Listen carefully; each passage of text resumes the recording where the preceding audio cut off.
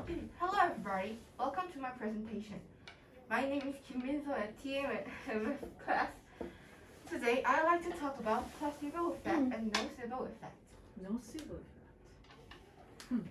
I've divided my presentation into 4 main parts. First of all, I'll talk about placebo effect. Second, we'll look at nocebo effect. Third, we'll watch a video. And finally, we'll have a quiz. Placebo effect. The origin of the name placebo or placebo is a Latin word meaning I'll please you. I'll please you. It is said that around the 14th century it was used as an evening prayer for the dead. It is translated as a fake medicine in Korean. 가짜야? When an ineffective drug is taken under the use for a real drug, the patient's condition usually improves. Now, let's move on to my next topic, which is nocebo effect. The origin is Latin nocebo, which means I will be harmed. And in Korean, it is also called a fake poison effect. It was first coined by American doctor Walter Kennedy in 1961. It is the opposite concept to the placebo effect and refers to a phenomenon in which negative beliefs such as doubts about the efficacy of the drug or concerns about side effects lead to negative results. And let's watch a video about the experiments of placebo effect.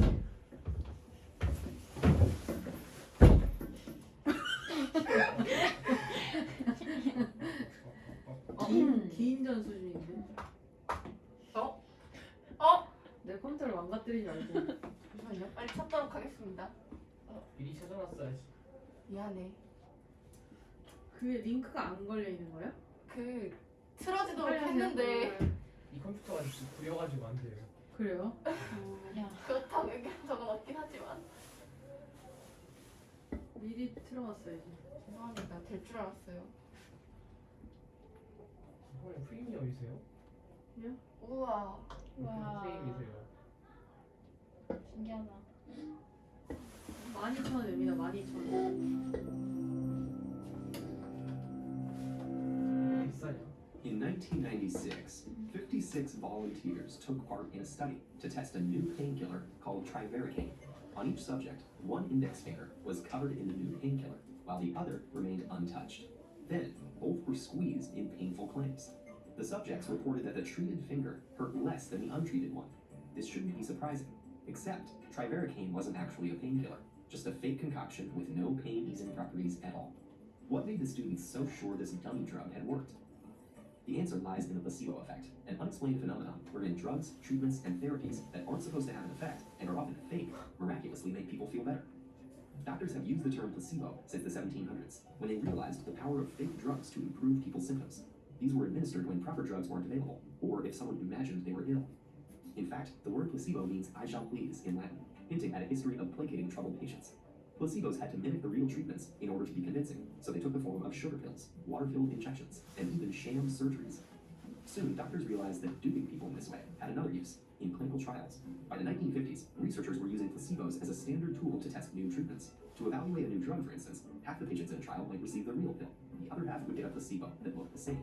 Since patients wouldn't know whether they'd received the real thing or a dud, the results wouldn't be biased, researchers believed.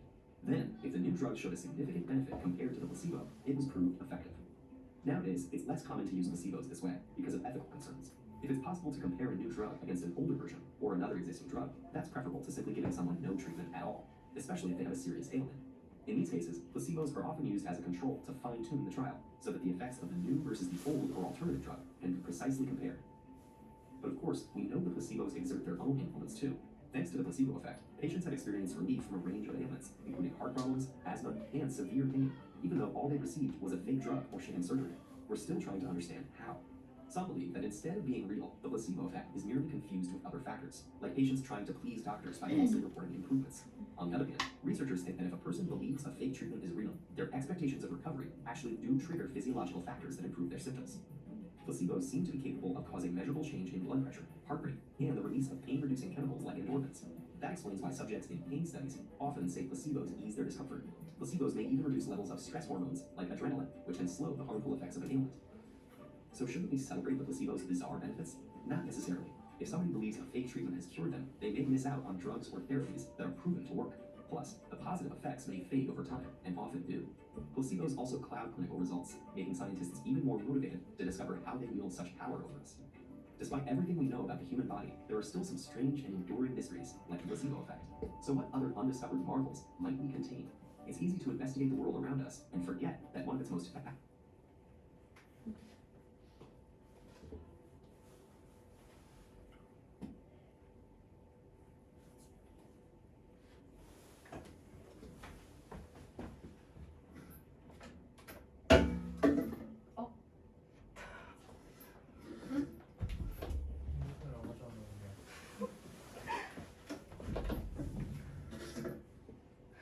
Finally, let's have a quiz.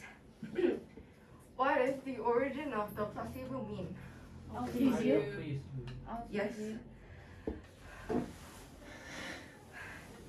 Yes, the answer S 빼야 is 되지. 네? 해픈스에 S를 빼야 된다.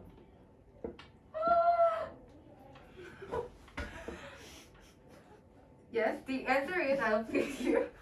Why does nocebo effect happen?